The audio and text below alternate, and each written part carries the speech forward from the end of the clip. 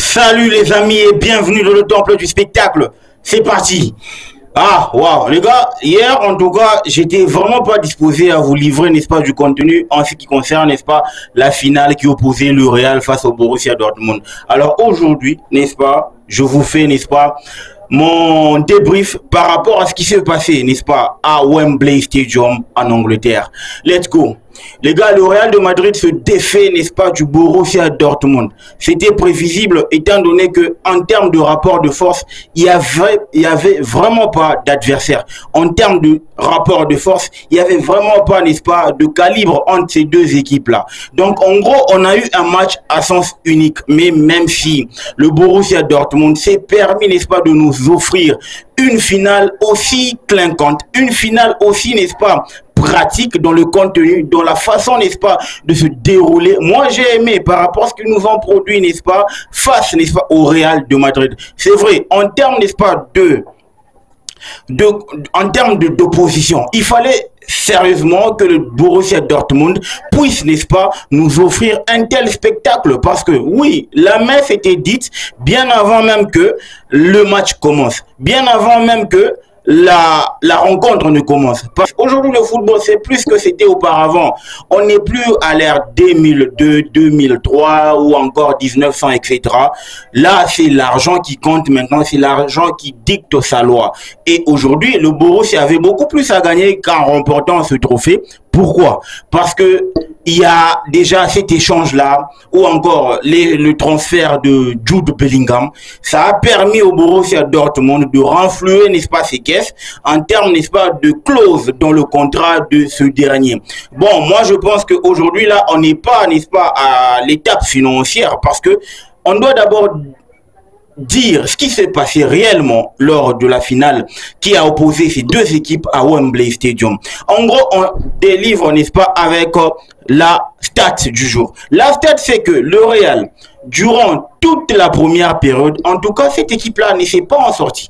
En tout cas, cette équipe-là a cherché à faire en sorte qu'il puisse réaliser un très beau match. Mais malheureusement, il y avait le Borussia Dortmund en face. Il y avait une équipe aussi coriace, pratique, pragmatique dans ce qu'elle faisait. Mis à part ses erreurs, mis à part ses doutes, mis à part, n'est-ce pas, son inexpérience en termes, n'est-ce pas, de finale, etc., le Borussia Dortmund a fait douter ce Real de Madrid. Le Borussia Dortmund a fait, n'est-ce pas, a fait en sorte que le Real puisse aller chercher une deuxième énergie, n'est-ce pas, dans sa caisse pour venir à bout de cette équipe, n'est-ce pas, du Borussia Dortmund. Donc en gros les gars, aujourd'hui on voit d'abord la stat. La stat, elle fait mal en première période. Le Real n'a jamais tiré, le Real n'a jamais cadré, le Real c'est vraiment, n'est-ce pas, mis dans le pétrin, et le Real n'a vraiment pas eu, n'est-ce pas, les ressources nécessaires de venir à bout du Borussia Dortmund. Il aura fallu, n'est-ce pas, la deuxième période, attendre la deuxième période pour voir cette équipe se défaire du Borussia Dortmund. Mais la première période, les gars, le Real c'est une équipe contre laquelle si tu ne marques pas en premier, elle te fait douter à partir du moment où elle marque en premier contre toi. Moi, en tout cas, je retiens le face-à-face, le face-à-face qui a opposé Karim Adeyemi face à Thibaut Courtois. En tout cas, moi, je suis un Africain et fier de l'être qui plus est. Mais je dois l'avouer que Thibaut Courtois, sérieusement, il est allé voir Evoloko. Evoloko, si vous n'êtes pas au courant, Evoloko, c'est le mort moqué, n'est-ce pas? C'est le gars qui, pour ne pas, n'est-ce pas, révéler l'identité, pour ne pas, n'est-ce pas, la première période, en termes de blagues, etc. Pour moi, je dis, il est allé voir le marabout de Kinshasa. Parce que oui, les gars, comment se peut-il que tu as raté toute la phase à élimination directe, mais en finale, tu renais de tes cendres, sérieux? Tu renais de tes cendres, sérieux? Et moi, je pense que Thibaut Courtois est allé voir un marabout. Je dis pas à Kinshasa, mais je dis seulement que le gars est allé voir un marabout. Il rate, n'est-ce pas, la phase finale de l'Euro, mais il est aligné d'office, n'est-ce pas, pour la finale face au Borussia Dortmund. En tout cas, franchement, une équipe, franchement les gars, franchement les gars, comment se peut-il que qu'il y ait un tel, n'est-ce pas, revirement de situation. Lounine, vraiment un manque de confiance. À cause d'une petite grippe, le gars il rate la finale. Oh, moi je pense que, franchement, en termes d'africanité, en termes, n'est-ce pas, d'humanisme, le gars Thibaut Courtois est allé voir quelqu'un. Parce que comment se peut-il que tu peux ressurgir à partir du moment où ton équipe est qualifiée pour la finale? Et ce qui est bizarre dans tout ça, c'est que Thibaut Courtois il revient et il fait une masterclass dans cette rencontre-là. Comment l'équipe de Dortmund a prouvé. C'est Thibaut Courtois, mesdames et messieurs. C'est Thibaut Courtois qui nous sort une masterclass face au Borussia Dortmund. Comme s'il suffisait seulement, n'est-ce pas, d'attendre, n'est-ce pas, que ce gars ne puisse faire en sorte qu'il puisse, n'est-ce pas, ressurgir à cette étape de la compétition pour nous sortir une masterclass. Et il a fait, c'est Thibaut Courtois, mesdames et messieurs. Il a à son actif, je pense, 5 finales, si je ne m'abuse. Là où je trouve que le Real, en tout cas, s'est vraiment bien en sorti, où le Real s'est vraiment, en tout cas, bien amélioré, c'est dans sa façon de gérer le match. On a vu un Borussia Dortmund qui a tellement terrorisé dans le jeu l'équipe du Real de Madrid, mais malheureusement, le Real n'a jamais paniqué. Le Real de Madrid. Le Real a sorti, n'est-ce pas, sa masterclass. Le Real a vraiment donné, a dicté sa loi. Moi, en tout cas, pour ma petite lecture, j'ai comme l'impression que le Real, pour, n'est-ce pas, endormir son adversaire du jour, ils se sont dit, les gars, le Borussia c'est un petit, on connaît comment est-ce qu'il se déploie, n'est-ce pas, sur terrain. Laissons-les faire. Laissons-le faire. Il va se planter à un certain moment. Et à partir du moment où tu n'as pas marqué face au Real de Madrid, il te punit. Et le Real a puni le Borussia Dortmund à partir de la 72e minute. Parce que oui, ils se sont dit, bon tiens les gars, on a laissé la chance à ces petits gamins de pouvoir marquer un premier pour que nous fassions le job. Mais malheureusement, les gars, ils étaient là en train de nous attendre. Ils se sont dit, c'est le Real, on est en train de jouer. C'est bon, nous, la baraka, c'est qu'on a eu la chance de les jouer en finale. La baraka, c'est qu'on a eu la chance, n'est-ce pas, de les jouer à cette étape de la compétition. Pour nous, on a gagné. Pour nous, ça y est, c'est officiel. On a atteint le Graal. On a atteint, n'est-ce pas, le sommet. Mais pour le Real avait besoin du titre.